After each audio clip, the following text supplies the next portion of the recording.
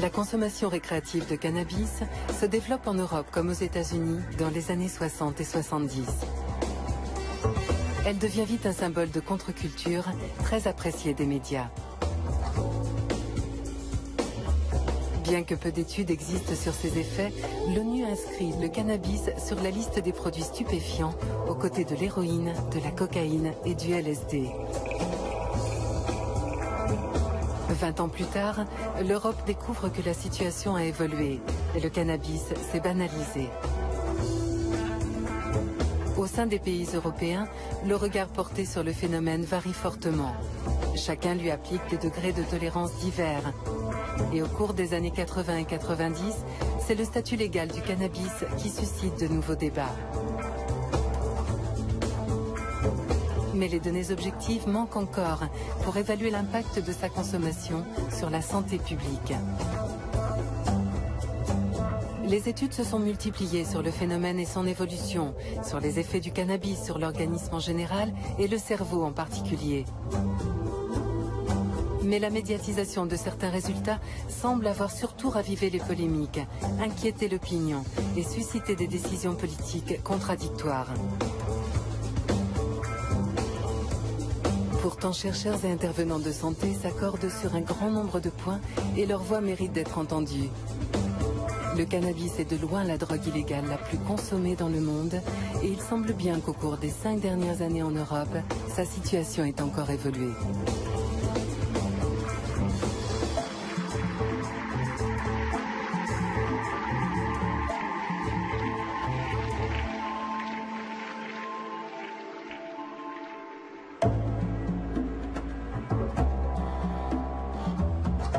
En Europe, la référence en matière de drogue, c'est l'Observatoire européen des drogues et des toxicomanies, un organisme indépendant qui œuvre depuis 1993 pour le compte de la Commission européenne.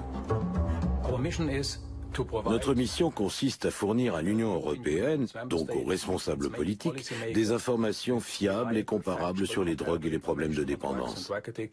Nous devons fournir une base objective pour l'élaboration des politiques.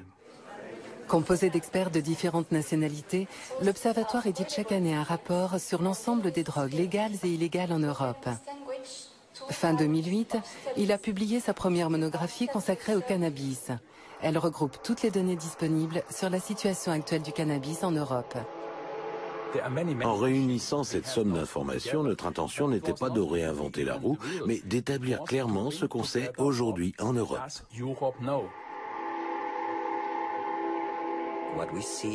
Au cours de ces dernières années, depuis 2000-2003, on constate que dans de nombreux pays, la consommation de cannabis semble se stabiliser. Elle a augmenté pendant une dizaine d'années, mais elle a atteint un point où cette progression s'est maintenant interrompue.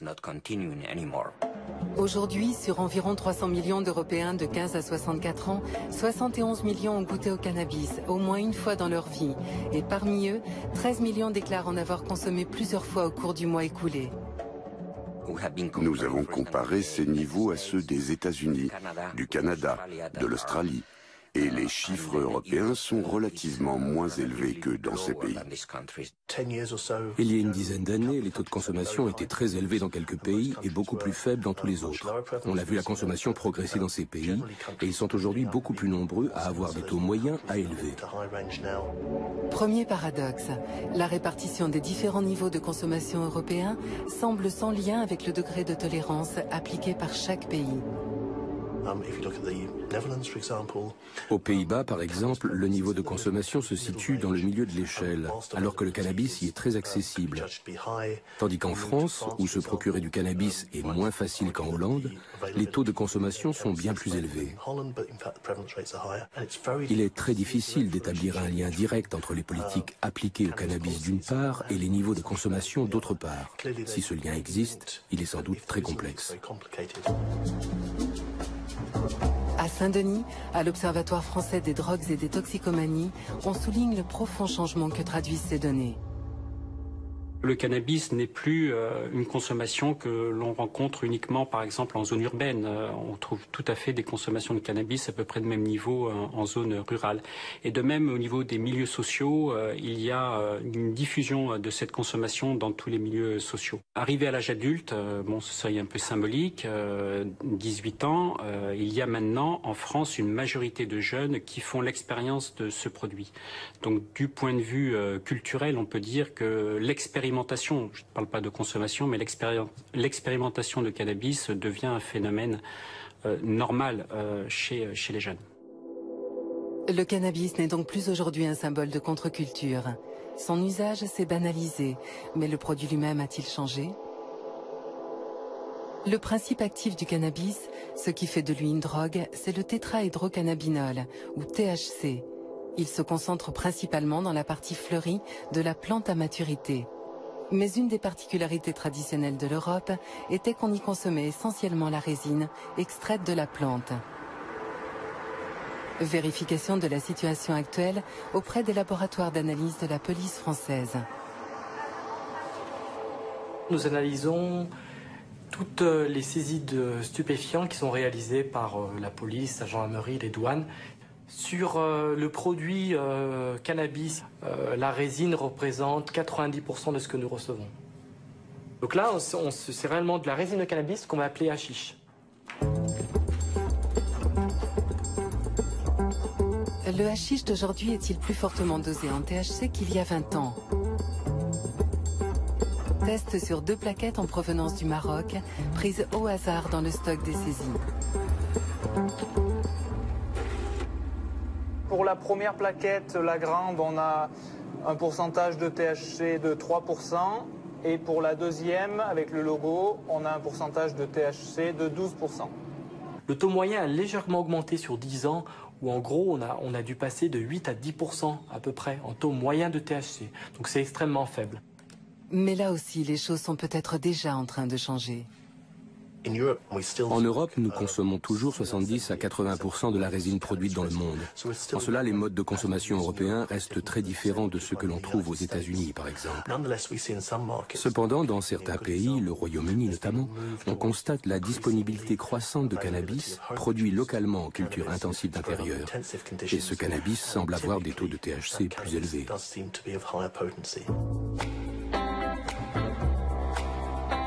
Confirmation de cette tendance à Londres auprès du docteur Leslie King, membre du Conseil consultatif britannique sur l'abus de drogue. 81% du cannabis qu'on trouve aujourd'hui dans la rue est de la sinsémilla, de la skunk, du cannabis issu de cultures intensives. Le développement à grande échelle de la culture d'intérieur a vraiment démarré dans les années 90. Elle utilise des graines sélectionnées. Elles ne sont pas génétiquement modifiées. Elles ont simplement été sélectionnées pour leur capacité à produire des plantes ayant des taux de THC élevés. Ces plantes sont cultivées sous des éclairages intensifs pour qu'elles poussent plus vite et donnent des récoltes plus abondantes. Le pourcentage moyen de THC d'un cannabis de qualité cultivé de cette manière est de l'ordre de 15%. On rencontre parfois des taux supérieurs, mais le plus souvent, ils sont clairement inférieurs et ne se distinguent en rien des produits traditionnellement importés. En fait, au cours des 10 dernières années, la proportion de produits présentant des taux de THC supérieurs à 15% est restée stable. Elle ne représente actuellement que 2 à 3% de l'ensemble du cannabis consommé en Europe. En matière de cannabis, on constate de grands écarts de taux de THC d'un produit à l'autre. Mais est-ce vraiment important en termes de santé publique? Si l'on se réfère au modèle de l'alcool, un verre de vin n'est pas nécessairement plus nocif qu'un verre de bière. Tout dépend de la quantité consommée, de la capacité à adapter sa consommation au produit. On peut même considérer qu'un cannabis fortement dosé en THC a plus de chances de provoquer des effets désagréables chez des consommateurs débutants et pourrait donc les dissuader de consommer. Ce n'est donc pas dans un changement de nature du cannabis que se situent pour le moment les vrais motifs d'inquiétude pour la santé publique. La situation a connu une évolution importante au cours de ces dernières années. Ce n'est pas que la consommation est encore augmentée. Elle est en fait assez stable et nous avons même une bonne nouvelle, elle a commencé à diminuer chez les jeunes. Mais ce qui a changé, ce sont les modes d'utilisation. Sur les 13 millions d'Européens qui ont consommé du cannabis au cours du mois écoulé, 10 millions l'ont fait ponctuellement, souvent dans un environnement festif. Mais environ 3 millions de personnes en Europe consommeraient de manière quotidienne. On a de plus en plus d'usagers qui viennent demander de l'aide dans les centres de traitement, qui se présentent en disant qu'ils ont un problème avec le cannabis. Il ne s'agit plus pour eux de joints entre amis le week-end, mais d'un certain nombre de joints chaque jour. Traditionnellement, le cannabis était une drogue que les gens expérimentaient, consommaient pendant quelque temps, puis abandonnaient naturellement. Il semble que nous ayons aujourd'hui une population qui commence plus tôt, l'utilise pendant plus longtemps et sur un mode qui ressemble plus à celui de la consommation d'alcool. Il est clair que cela va avoir sur le long terme un plus grand impact sur la santé publique.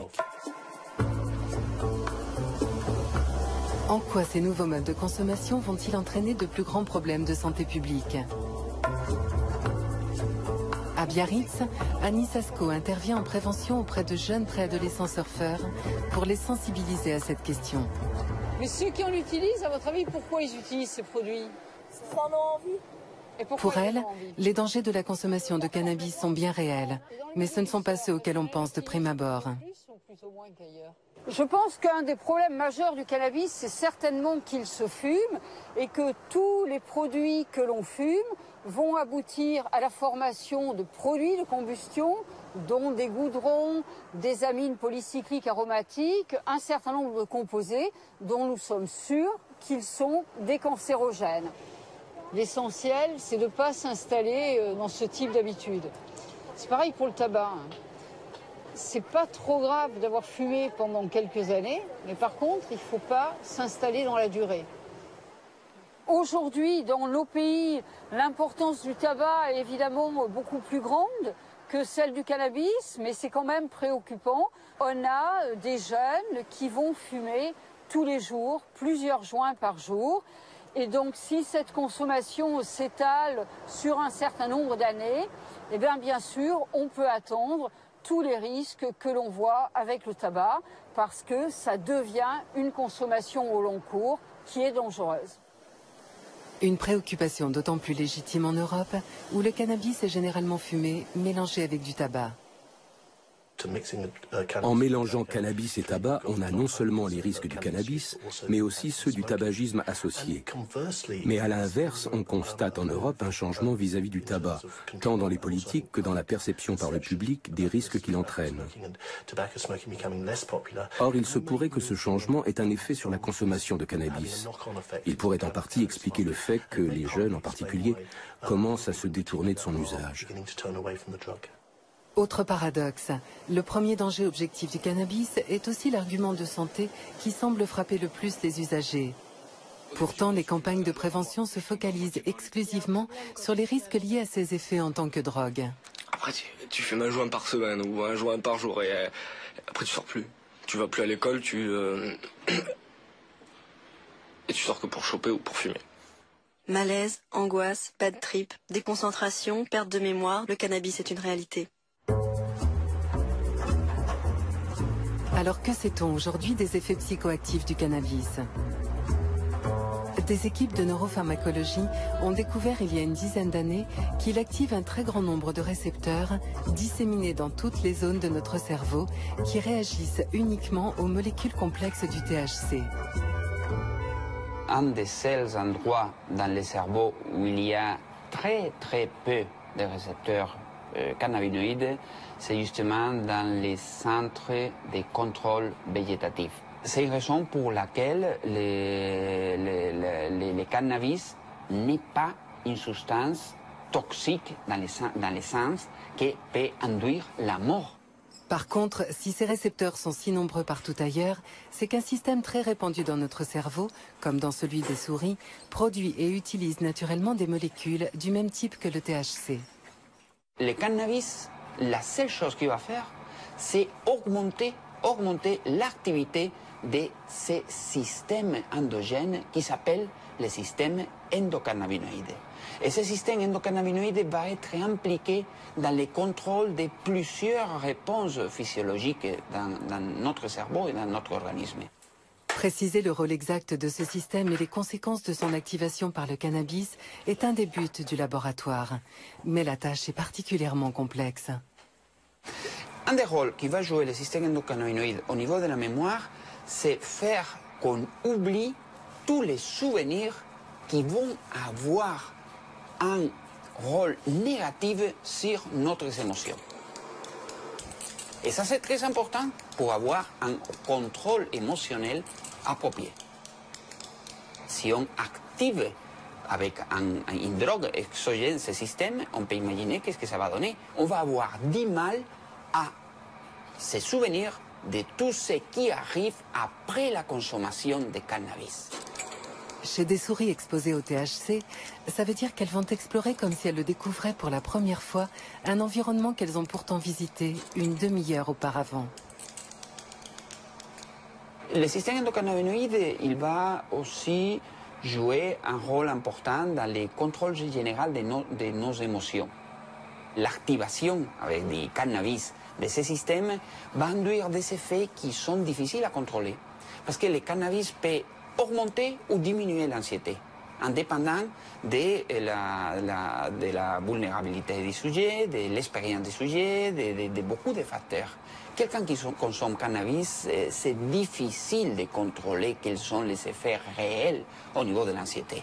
Ce système endocannabinoïde joue un rôle très très complexe. Alors comment ces subtiles modifications de la biologie de leur cerveau sont-elles vécues par les consommateurs? Catherine Reynaud vient d'achever en collaboration avec l'OFDT une étude sur de jeunes adultes usagers réguliers de cannabis. Bien que la grande majorité soit des usagers quotidiens, il faut noter qu'il y a environ la moitié d'entre eux, et même un peu plus, qui ne perçoivent pas d'effets indésirables à leur pratique. Chez les autres, les effets indésirables sont à leur avis très liés aux situations de surdose, c'est-à-dire les jours où pour une raison ou une autre, ils vont fumer un peu plus. Donc là, ils parlent beaucoup d'apathie, de fatigue, du fait d'avoir du mal à se réveiller le matin. Je crois que c'est moins d'1 sur 5 qui parlent de problèmes de mémoire, mais parce qu'on les interroge sur le sujet. Pour eux, c'est pas forcément un problème majeur dans leur vie. Ça va être plutôt des problèmes de mémoire au moment de la consommation du produit. Globalement, ça leur pose pas de difficultés au quotidien, ça les empêche pas de travailler en tout cas. Très peu d'entre eux parlent d'effets indésirables sur le plan psychologique. Ceux qui en parlent, c'est-à-dire ce que les usagers appellent des bad trips, des mauvais délires avec le cannabis, des situations de paranoïa. Certains en racontent, mais ils parlent souvent de façon rétrospective du début de leur carrière de consommation. Donc là, on est vraiment effectivement chez des gens qui ont trouvé une certaine stabilité avec le produit et qui voient plus d'effets positifs que négatifs à leur pratique. Pourtant, dans plusieurs établissements psychiatriques européens, on s'inquiète d'une possible relation entre consommation intensive de cannabis et apparition de troubles psychotiques. Les pathologies dont on s'occupe émergent au début de l'âge adulte ou à l'adolescence, et que c'est tout particulièrement cette période-là où les jeunes consomment des substances, et notamment le cannabis. Ce qu'on observe, c'est que les gens qu'on voit arriver avec un premier épisode psychotique sont à 70% des consommateurs réguliers, donc au moins une fois par semaine de cannabis. Et on a une tendance à avoir quand même un lien, au moins statistique, entre le fait d'avoir des symptômes psychotiques et la consommation. À Londres, John Whitton effectue des recherches à l'Institut de psychiatrie Maudsley.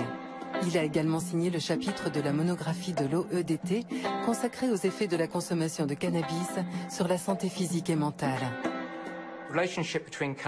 La relation entre cannabis et psychose est un sujet débattu dans la littérature scientifique depuis déjà plus d'un siècle.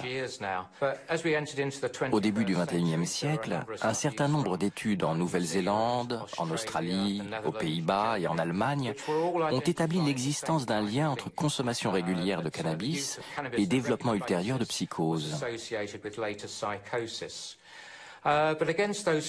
Pourtant, si on considère le nombre de cas de schizophrénie déclarés dans le monde occidental, ce chiffre n'a pas augmenté au cours des 30 dernières années. On est donc face à une sorte d'énigme.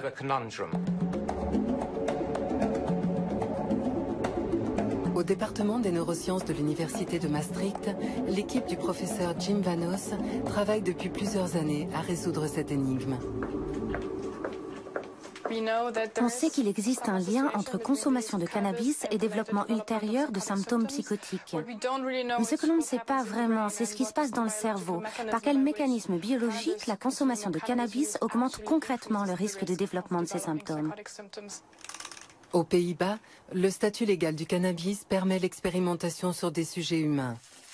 Rebecca Cooper a débuté une série d'expériences au cours desquelles elle étudie les effets neurobiologiques du THC sur le cerveau de consommateurs diagnostiqués psychotiques. On ne constate pas d'augmentation du risque de développement d'une schizophrénie chez tous les consommateurs de cannabis, mais seulement chez un petit groupe d'usagers. Ce qui conduit bien sûr à l'hypothèse, à la certitude même, qu'il existe des différences de sensibilité à la faculté du cannabis d'induire des psychoses.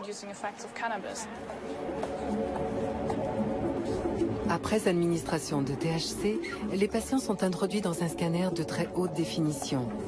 L'objectif, rechercher des interactions possibles entre les modifications neurobiologiques induites temporairement par le THC et celles qui sont habituellement associées aux symptômes psychotiques. Des symptômes psychotiques comme les visions ou les hallucinations ont été associés à un excès de production de dopamine dans une certaine région du cerveau. Et les études sur des animaux ont montré que le THC entraîne également une augmentation de la libération de dopamine dans cette zone. Donc l'idée est que le THC favorise peut-être le risque de développement ultérieur de symptômes psychotiques par l'augmentation de la production de dopamine qu'il induit dans le striatum. Ces expériences dévoileront peut-être une des clés du lien qui associe chez certains cannabis et psychose, mais à l'échelle de la santé publique, le message est déjà clair. D'informer que tout le monde n'a pas les mêmes effets avec le cannabis, c'est une notion extrêmement importante. Et que s'ils ont des effets un peu bizarres, s'ils ne se sentent pas bien, c'est peut-être pas la peine de continuer. Ils peuvent aussi dire qu'ils ont la migraine quand ils fument, ou bien qu'ils sont allergiques tout simplement, se considérer eux-mêmes comme allergiques. C'est en tout cas un message qu'on fait passer à nos patients pour lesquels là on sait que nos patients psychotiques qui fument généralement se mettent dans des situations où ils aggravent leurs symptômes. Je leur dis parfois, jeter de l'huile sur le feu, c'est pas la peine. C'est peut-être pas ça complètement qui vous a rendu malade, mais en tout cas, c'est un élément qui ne vous aide pas à vous stabiliser, qui ne vous aide pas à aller mieux. Lorsqu'on parle du lien entre cannabis et schizophrénie, on parle d'un tout petit nombre de personnes. L'ensemble des consommateurs de cannabis a une probabilité extrêmement faible d'être confrontés à ce type de problème. Alors pourquoi les demandes d'aide pour des problèmes liés au cannabis ont-elles augmenté de façon si spectaculaire en Europe au cours de ces dernières années? À Strasbourg, à l'antenne téléphonique du dispositif Drogue, Alcool, Tabac, Info Service, on constate cette tendance, mais on souligne la variété des motifs d'appel.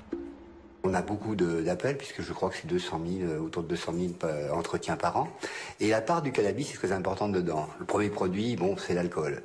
Mais après vient le cannabis, ça représente à peu près 35% de nos appels. Alors ce qui est intéressant, c'est à l'intérieur, quand on creuse un peu, on s'aperçoit qu'il y a une part sont des consommateurs, à peu près 40%, et 60% sont des parents. Les mères qui, et c'est pas du tout un cliché, retournent les poches de leurs enfants avant de mettre dans la machine, ils trouvent une petite barrette de shit, ils appellent complètement affolés, etc. Ouais, je fume plusieurs joints par jour. À l'école, c'est dur d'enregistrer quelque chose en étant défoncé.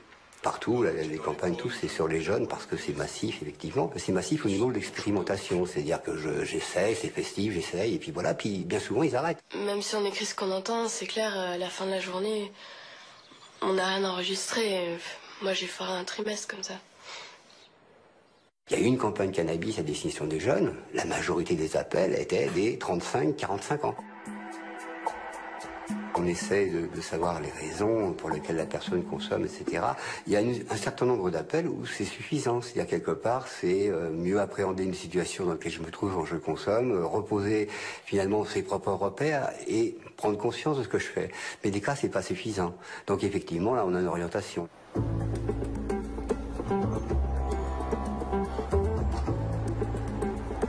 À Berlin, le Therapieladen est la première structure en Europe à avoir proposé dès le milieu des années 80 un accueil et des thérapies spécifiques destinées aux consommateurs de cannabis en difficulté.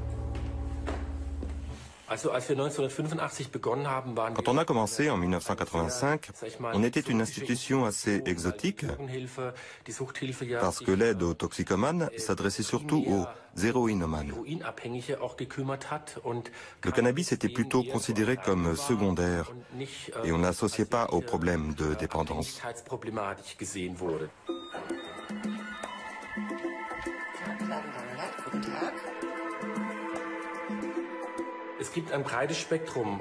Le panel des gens qui viennent est assez large. Des jeunes à partir de 14 ans jusqu'à des personnes d'une cinquantaine d'années. Nous touchons tous les âges. Les consommateurs de cannabis en difficulté qui nous consultent ont en moyenne 25 ans. Ils ont une dizaine d'années de consommation derrière eux et rencontrent des problèmes depuis quelque temps déjà.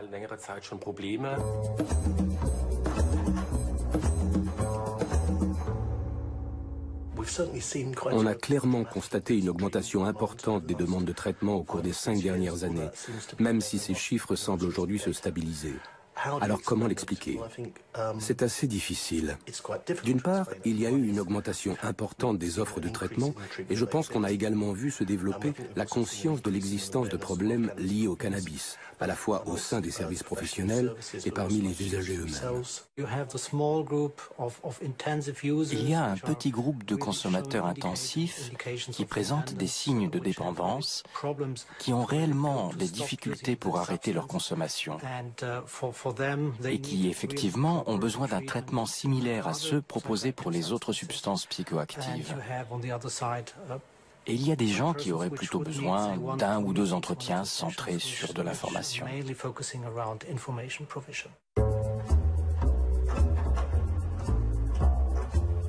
Contrairement à une idée communément répandue chez les consommateurs, le cannabis serait donc susceptible d'entraîner une dépendance? Qu'en pensent à Barcelone les souris du professeur Maldonado?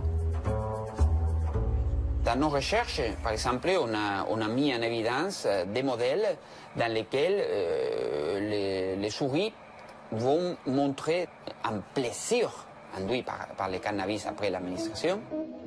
On administre du THC à une souris et on l'enferme dans un compartiment. Plus tard, on lui administre un produit neutre et on l'enferme dans l'autre compartiment.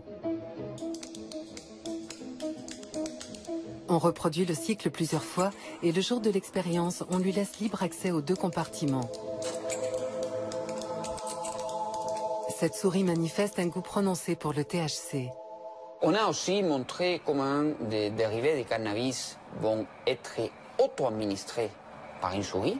Ça veut dire les souris, de la même façon que l'homme, va chercher la drogue, va s'auto-administrer de la drogue et va à présenter des rechutes dans l'administration de cannabis, même après de longues périodes d'abstinence. Ça veut dire qu'il y a un comportement addictif du cannabis qui peut être aussi mis en évidence dans des modèles chez les rongeurs. En fait, la question reste très débattue. Les mécanismes en jeu dans les phénomènes de dépendance sont au cœur des recherches les plus récentes en neurobiologie. Et chaque nouvelle découverte peut remettre en question l'interprétation des résultats précédents. Si l'animal s'auto-administre un produit, ça ne veut pas dire, et nous pensons que non, que ce produit est addictif. Ça veut dire qu'il peut entraîner une certaine satisfaction qui pousse l'animal à aller reprendre du produit, mais pas forcément la pharmacodépendance. Ce qui s'est passé il y a quelques années, c'est qu'il a été montré que le plaisir était en lien avec la libération d'un neurotransmetteur, en particulier la dopamine. Et que par conséquent, c'est ça où le raisonnement peut s'être trompé, par conséquent, si la dopamine intervient dans la fabrication du plaisir, elle est donc responsable de la fabrication de la dépendance. Ce qu'on est en train de montrer, c'est qu'effectivement, la dopamine intervient dans le plaisir, mais qu'il y a beaucoup de chances pour que cette dopamine qui intervient dans le plaisir n'intervienne pas au niveau de la dépendance. En fait, la dopamine serait une sorte d'esclave d'un système qui se trouve au-dessus d'elle, en amont d'elle, et qui fonctionne avec deux autres neuromodulateurs qui seraient la noradrénaline et la sérotonine. Vous avez un système noradrénergique qui est extrêmement réactif, qui intervient sur votre vigilance, sur la façon dont vous regardez l'environnement, et un autre système sérotoninergique qui, lui, est chargé de vous protéger, de protéger votre cerveau contre les événements extérieurs. Et ce que nous pensons avoir trouvé, c'est que lorsque l'on prend des drogues de façon répétée, on active ces deux systèmes et que la conséquence biologique de cette activation, c'est un découplage. C'est-à-dire que chaque système qui normalement est contrôlé par l'autre et réciproquement, eh bien chaque système devient autonome et il part tout seul, soit vers une pulsion très forte, vers quelque chose, et d'un autre côté, un sérotoninergique qui ne réagit plus, c'est-à-dire qu'il n'y a plus de contrôle des impulsions. Donc là, vous êtes dans la pharmacodépendance. À l'appui de cette nouvelle théorie, l'équipe de Jean-Paul Tassin a démontré que les amphétamines, la cocaïne, l'héroïne et l'alcool entraînent ce découplage. En ce qui concerne le cannabis, eh bien, quand on a essayé de l'injecter à plusieurs reprises, comme on fait pour les autres produits, aux animaux, ce n'est pas du cannabis qu'on a injecté, mais du tétrahydrocannabinol, à ce moment-là, on n'obtient pas de découplage. Donc on a la notion que le tétrahydrocannabinol en tant que tel ne peut pas entraîner de dépendance. Mais l'exemple du tabac est venu nuancer cette affirmation. La nicotine, eh bien, en tant que telle, elle est considérée comme étant le produit actif du tabac. Or, si on prend la nicotine toute seule, chez l'animal, il n'y a pas de découplage. Il se trouve qu'il y a 3000 autres composants dans le tabac et que parmi eux, il y a ce qu'on appelle des inhibiteurs de monoaminoxydase. Et si on mélange la nicotine et ces produits et qu'on les injecte à l'animal, à ce moment-là, on a le découplage. Dans le cas du cannabis, on est aussi dans cette situation et on peut très bien imaginer que celui qui prend du hashish avec du tabac va donc obtenir un découplage et que le hashish, du coup, va devenir addictif par rapport à l'association qui a été faite entre le produit et le tabac, puisqu'il est souvent fumé dans ces conditions. Donc, vous voyez, la complexité dans laquelle on se trouve, c'est-à-dire que les expériences que l'on réalise, nous, chez les animaux, avec des produits purs, et ne sont pas vraiment ceux de la vraie vie. Donc dans la vraie vie, on se trouve dans des situations qui sont toujours un peu différentes. Alors que se passe-t-il dans la vraie vie? Qui sont les patients qu'on oriente vers des services d'addictologie pour des problèmes de cannabis? Les profils habituels, ce sont des personnes qui ne consomment pas que du cannabis, donc elles consomment du tabac, elles consomment de l'alcool, d'âge moyen, ce que j'appelle l'âge moyen, c'est entre 18 et 35 ans. Ils viennent parce qu'un certain nombre de dommages, un certain nombre de gènes commencent à s'installer. La première des gènes, elle est assez simple. C'est une gène qui est le fait de ne pas pouvoir s'abstenir de consommer ce produit. C'est d'une certaine manière, dit avec d'autres termes, la notion de dépendance qui s'installe. Une dépendance qui peut parfois amener le docteur Beniamina à proposer une hospitalisation de courte durée pour sevrage. Longtemps, on a pensé que le cannabis n'était pas capable de provoquer un syndrome de sevrage. Parce qu'on avait ce biais de réflexion qui recherchait un syndrome de sevrage qui était connu, c'est-à-dire celui de l'alcool, sudation, palpitation, sueur, hein, ou celui de l'héroïne qui était douleur. Voilà. Le cannabis a un vrai syndrome de sevrage. On a affaire à des insomnies, des fasciculations, c'est-à-dire des petites contractures musculaires. On a une irritabilité. Parfois, on peut avoir un syndrome dépressif, hein, un syndrome dépressif discret mais existant. Comment cette dépendance est-elle vécue par ceux qui cherchent à s'en débarrasser? Histoire d'Élodie, 33 ans. Je suis la maman de 2 enfants. En fait, ça faisait très longtemps que je fumais, depuis que j'avais l'âge de 15 ans à peu près. Chaque grossesse et premiers mois à la maison avec le nourrisson ont été des périodes de sevrage que j'ai très bien vécues. Et il y avait toujours un moment où je me disais, ah bah tiens, une petite taffe, exceptionnellement. Et rapidement, je replongeais dans un usage excessif et sans mesure. Quand j'ai vu que malgré tout l'amour que je pouvais porter à mes enfants, c'était pas suffisant pour m'empêcher de fumer. Ça m'a quand même vraiment inquiétée. Sans parler voilà, que ça avait une tendance aussi à m'isoler, à me rendre un petit peu paranoïaque en fait.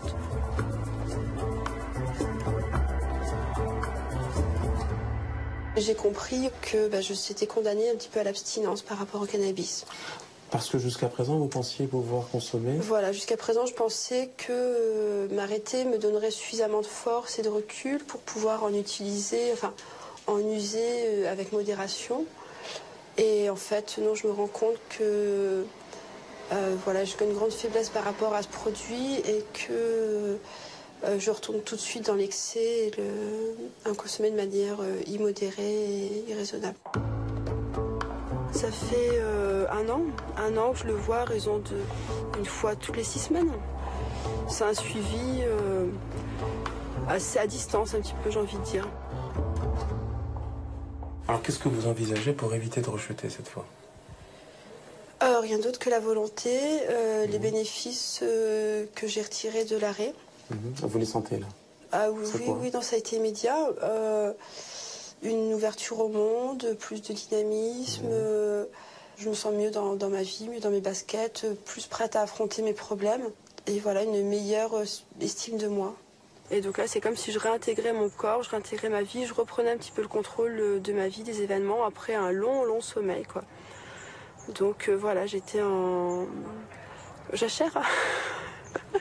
L'école de Charles O'Brien, avec George Woody, avait fait un travail qui est resté célèbre. Il a été publié dans la revue Addiction en 1993, dans lequel ils avaient comparé le pouvoir de dépendance des produits. Et c'est à ce moment-là, on s'est rendu compte de quelque chose d'extrêmement important. Le produit, si vous cumulez l'intensité de la dépendance, et vous faites un histogramme, le premier produit qui a le pouvoir de dépendance le plus élevé, c'est le tabac. Suivi ensuite par la cocaïne, 3e position l'héroïne, 4e position l'alcool, et le dernier, c'est le cannabis. Ce qui expliquerait pourquoi une part non négligeable des 3 millions d'Européens qui consomment quotidiennement du cannabis ne rencontrent aucun des problèmes habituellement associés à une dépendance aux drogues. Les usagers réguliers qu'on a interviewés sont majoritairement des usagers quotidiens. Et pour le regard de santé publique, sont des usagers qui sont très intensifs. Puisque dans le groupe, on a des gens qui peuvent fumer jusqu'à 20 joints par jour. Pour la grande majorité, on est dans une consommation de 5 à 6 joints quotidiens. Pour eux, qui sont majoritairement des gens qui sont insérés, qui ont réussi leurs études, qui travaillent, le cannabis ne leur a pas posé de difficultés sociales. C'est-à-dire que ça ne les a pas empêchés de conduire leur vie comme ils l'entendaient. Selon moi, une consommation intensive, même si le sens d'intensif peut être discuté, disons une consommation quotidienne, a sûrement des conséquences, mais n'implique pas forcément des performances diminuées. C'est comme pour l'alcool. Même avec une consommation régulière, on peut rester tout à fait capable d'accomplir de nombreuses tâches. Ça dépend des individus, en fait, de la façon dont la consommation de cannabis s'intègre dans le quotidien. Donc, on ne peut pas fixer un seuil de quantité. Cependant, il y a une chose qu'on peut dire clairement. La consommation de cannabis est problématique lorsqu'elle commence très tôt, dans l'adolescence. Les dangers d'une consommation précoce sont sans aucun doute le point sur lequel les chercheurs de tous horizons semblent s'accorder. La période de la préadolescence à la fin de l'adolescence est une période tout à fait cruciale en termes de maturation cérébrale. Le rôle des cannabinoïdes au cours de cette période-là commence à être un tout petit peu étudié, et pour l'instant encore relativement mal connu, mais manifestement le système endocannabinoïde joue un rôle dans cette maturation-là. Lorsqu'on expose des rats au cours de la période péripubertaire, donc des rats adolescents, On observe des modifications à très long terme chez le rat devenu adulte et qui concernent notamment des anomalies de filtrage sensoriel, des anomalies attentionnelles, des anomalies dans les interactions sociales. On sait que les mêmes tests faits chez des rats qui ont été exposés cette fois-ci avec les mêmes doses, même durée, mais à l'âge adulte, induisent un profil d'anomalie complètement différent et beaucoup plus minime. Si nous supposons que le modèle que l'on propose, à savoir ce découplage, est le bon, ce découplage, ou plutôt ce couplage, il s'est mis en place après la naissance. L'individu, quand il naît, il a relativement peu de systèmes modulateurs qui sont en place. Certains ont atteint leur cible, mais relativement peu. Et les interactions qui vont se créer entre ces systèmes vont se faire en fonction de l'environnement et au cours des premières années et jusqu'à l'adolescence. Donc, la solidité de ce couplage dépend de l'histoire de l'individu. Et donc, par conséquent, la proportion ou la propension à défaire ce couplage suivant les drogues dépend de l'histoire de l'individu. Ce qu'on est sûr, c'est que l'un des principaux facteurs pour les pronostics de l'addiction et pour la vulnérabilité à consommer d'autres drogues, c'est l'âge dans lequel la première consommation de drogue a eu lieu, n'importe laquelle. Si on a une consommation d'alcool, de cannabis, de tabac très très tôt dans la jeunesse, ça va être un facteur pronostic négatif pour l'addiction. Actuellement, dans les parcours, l'initialisation de cannabis en moyenne se fait au cours de la 16e année, à 15 ans, 15,2 ans, donc symboliquement, passage grosso modo du collège au lycée. Mais on constate, et cet âge est relativement stable, on ne peut pas dire qu'il y ait une très forte accroissement de la précocité. Par contre, on note quand même dans les enquêtes une proportion non négligeable de jeunes qui commencent le cannabis à déjà des âges beaucoup plus précoces, 13, 12 ans, même certaines enquêtes on va jusqu'à 11 ans. Et là, c'est là où se situe un des facteurs de gravité. Ce sous-groupe de jeunes adolescents particulièrement vulnérables, que l'on retrouve partout en Europe, présente un profil très différent de celui des adultes en situation de dépendance. À Paris, au centre Émergence, Olivier Fan dirige une consultation qui leur est entièrement consacrée. On accueille sur la consultation jeunes usagers les adolescents et leurs parents qui présentent des problèmes de conduite addictive, que ce soit essentiellement cannabis, alcool, tabac et jeux vidéo. Nous, les parents, on ne s'en est pas aperçus qu'ils fumaient du cannabis.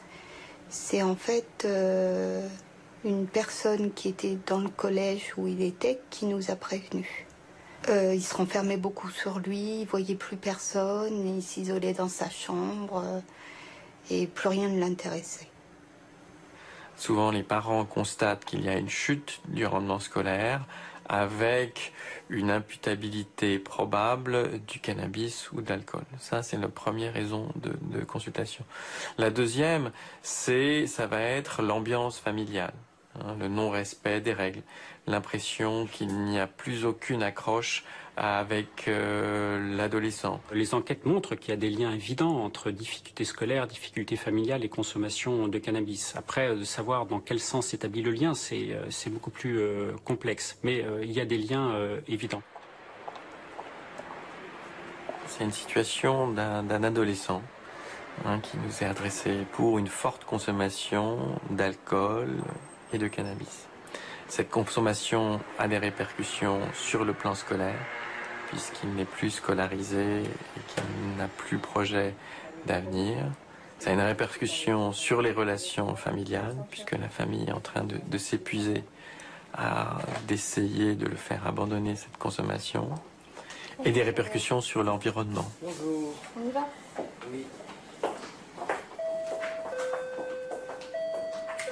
Il y a 1 an et demi, pourquoi vous êtes venu? Qu'est-ce qui se passait dans votre vie à ce moment-là?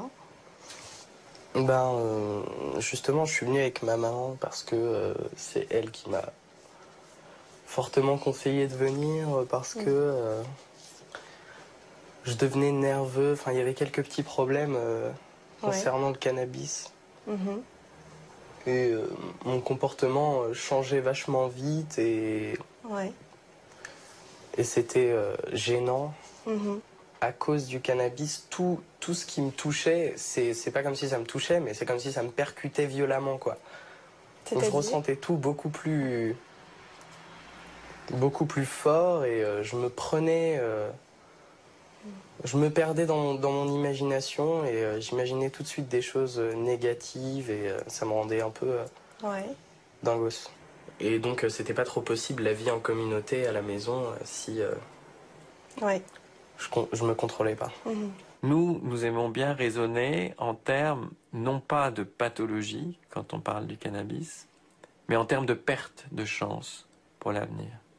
Un adolescent qui consomme ne sera pas forcément pathologique, mais il perdra une chance de faire des études qu'il aurait pu mener s'il n'avait pas consommé, de lier des relations qu'il aurait pu avoir s'il n'avait pas consommé, de s'entendre, en tout cas d'avoir cette dernière discussion avant le départ avec ses parents qu'il aurait pu avoir s'il n'avait pas consommé. Quand un jeune se retrouve dans un contexte favorable, où il n'y a pas trop de problèmes et où ses motivations, ça sera par rapport à la convivialité, l'intégration au groupe, faire la fête, se détendre, les problèmes ne vont pas trop apparaître. Mais si un jeune est en difficulté, dans ce cas-là, les motivations, ça sera pour prendre de la distance, voire pour oublier. Donc là, on est plus dans des stratégies, presque des stratégies de défense. Et là, le cannabis peut accentuer et accélérer ces difficultés. On en souffre doublement parce qu'on ne sait pas ce que c'est. On nous a expliqué, mais on n'en a jamais consommé. Donc on ne sait pas du tout ce que tu peux ressentir, toi. En fumant, ça, on va dire, je vis dans un système anesthésié. Je suis anesthésié et voilà. Bien sûr, les problèmes de dépendance s'additionnent et s'aggravent avec la durée. Donc plus il y a de polyconsommation, plus la situation va devenir problématique, surtout chez les jeunes. On le constate chez ceux qui commencent très jeunes et qui consomment à haute dose autant de l'alcool que du cannabis. C'est ce groupe de jeunes-là qui nous préoccupe le plus. Et pas tant les 16-17 ans qui se livrent à des expérimentations en tout genre, fument des joints dans des fêtes pour s'amuser et finissent par interrompre leur consommation de cannabis. Même son de cloche à Genève à la Fondation Phoenix, où l'on souligne un point que partagent tous ces jeunes adolescents en grave difficulté. Leur consommation de cannabis n'est qu'un des éléments d'une situation par ailleurs complexe. On a de plus en plus de jeunes, comme chez les adultes aussi, de multi-usages, de jeunes qui vont utiliser massivement le cannabis et l'alcool ou l'ecstasy. Et puis, dernier changement, c'est aussi la quantité consommée. On a des jeunes aujourd'hui qui consomment massivement. C'est pas sur la durée d'une soirée, c'est à jeun, massif pour obtenir un effet maximal. Et donc il y a aussi, de par ce type de consommation, vraiment une prise de risque qui est inhérent et qui est nouveau. Il y a toujours avec ça un contexte familial qui est malmené ou qui malmène le jeune. Typiquement, un conflit entre parents majeur, massif dans la durée, que le couple soit marié ou non, peu importe, mais des scènes à répétition avec violence verbale, ou violence physique fait partie de ce portrait, alors tout à fait classiquement. Un mauvais lien entre parents et enfants à l'adolescence est aussi un des signaux vraiment de caractéristiques de ce profil-là. On ne peut pas se borner à donner une réponse pour le cannabis et omettre les autres éléments, puisqu'elles se nourrissent mutuellement. Alors, quel type d'aide peut-on proposer pour ce groupe qui concentre à lui seul l'essentiel des problèmes graves liés au cannabis? L'offre la plus importante pour nous, qui est étudiée en ce moment dans le cadre du projet InCant, c'est la thérapie familiale multidimensionnelle, qui s'adresse spécifiquement aux adolescents de moins de 18 ans et à leurs parents ou à leurs proches.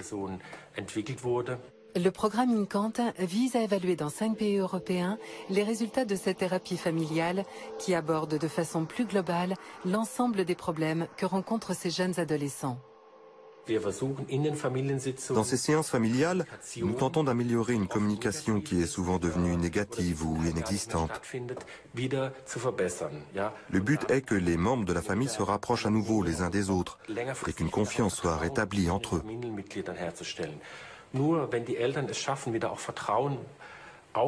Ce n'est que si les parents parviennent à regagner la confiance de leurs enfants qu'ils retrouveront une autorité parentale et pourront leur dire ce qu'ils ont le droit de faire ou pas. À Genève, la famille Bûcher a suivi avec Philippe Nielsen la thérapie familiale que teste le programme InCant. C'est une des situations qui m'avait été orientée par la justice. Quentin, qui à l'époque, sauf erreur, avait 15 ans, était en prison. Il avait été emprisonné pour trafic de cannabis. Ça a été un réel choc, même si on savait qu'il fumait, comme tous les jeunes fument. Je crois que quand on voit la police fouiller la chambre de son fils, la mettre à sac pour chercher... Au début, on n'a pas vraiment réfléchi à ce qu'on voulait. On voulait quelqu'un qui nous aide et puis qu'on puisse travailler là-dessus parce que on était tous en détresse, quoi.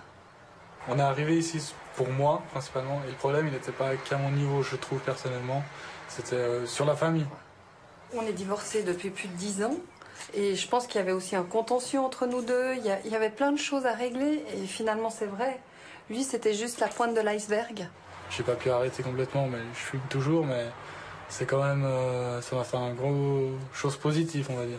Par exemple, si je dois aller travailler, je vais plus fumer, tandis qu'avant, en cours, par exemple, j'y allais complètement arraché. Et dans toute la démarche de Philippe Nielsen, il nous a appris quand même à mettre des règles et un cadre, mais également à nous repositionner par rapport à ça, à ouvrir notre vision, pas pour autoriser, mais pour en tout cas en discuter.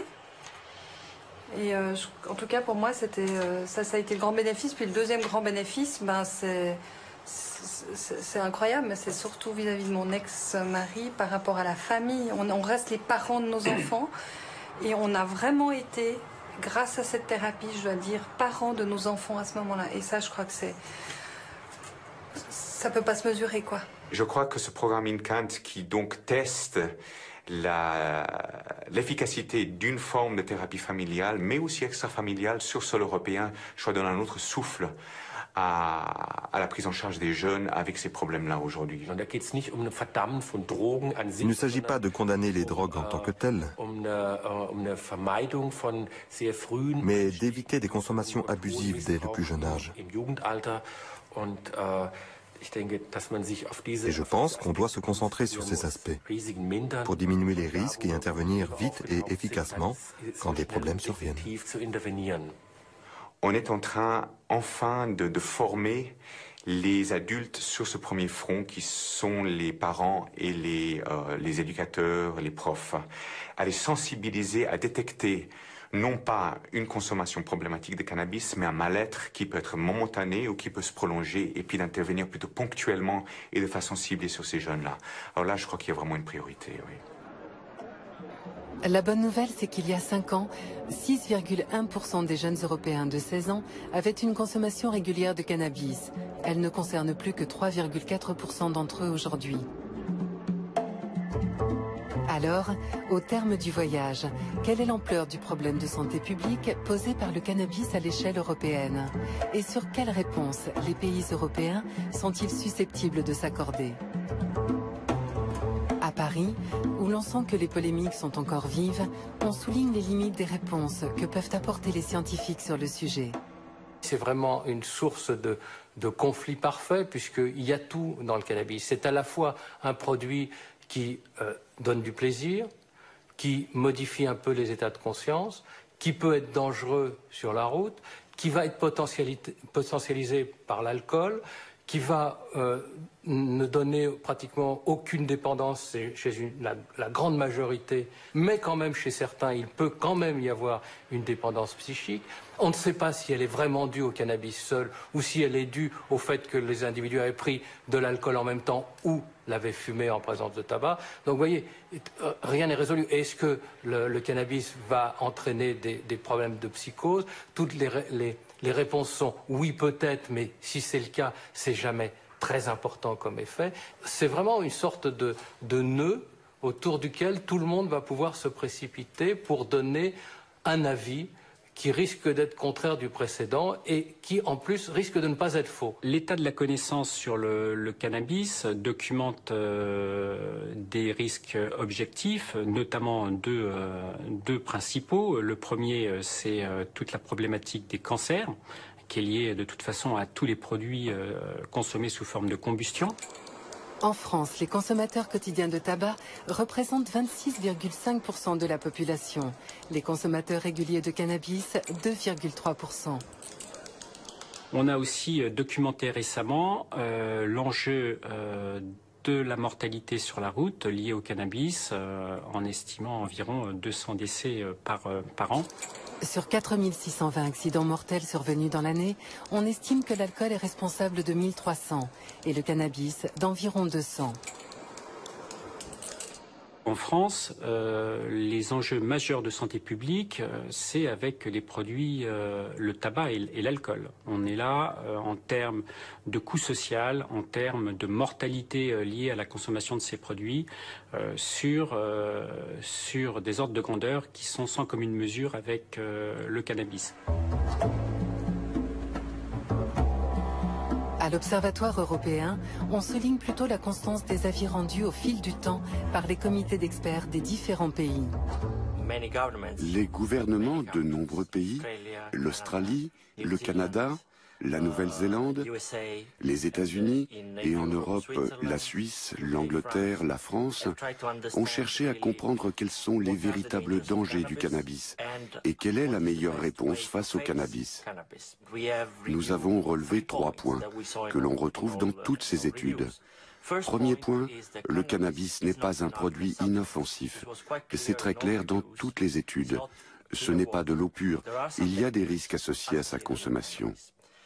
Néanmoins, le second point stipule que ces dangers ont été surévalués, exagérés dans la façon dont le cannabis est présenté au public et dans la manière dont son usage est régulé par les législations. Le troisième point est plutôt une recommandation que l'on retrouve dans tous ces travaux. Au lieu de sanctions pénales, la meilleure façon de répondre à l'usage illicite du cannabis serait d'appliquer des solutions alternatives, comme par exemple des amendes, un traitement ou une assistance si besoin, ou des sanctions administratives. Chaque fois qu'un comité scientifique a été consulté par son gouvernement sur la question du cannabis, ses conclusions ont été similaires. Alors pourquoi les pays européens ne s'appuient-ils pas sur ce socle commun pour harmoniser leur politique ? Nous allons aussi loin que possible, mais j'imagine que derrière cette question, vous me demandez jusqu'à quel point nous influençons les politiques. Et si c'est le cas, eh bien, sachez que ce n'est pas notre rôle. Nous fournissons nos informations et nos analyses aux politiques et il leur appartient ensuite de prendre leurs décisions. Il y a de nombreuses différences, mais je pense qu'elles découlent toutes du fait que la législation internationale impose, avec quelques réserves, l'obligation de considérer la possession de cannabis comme un délit.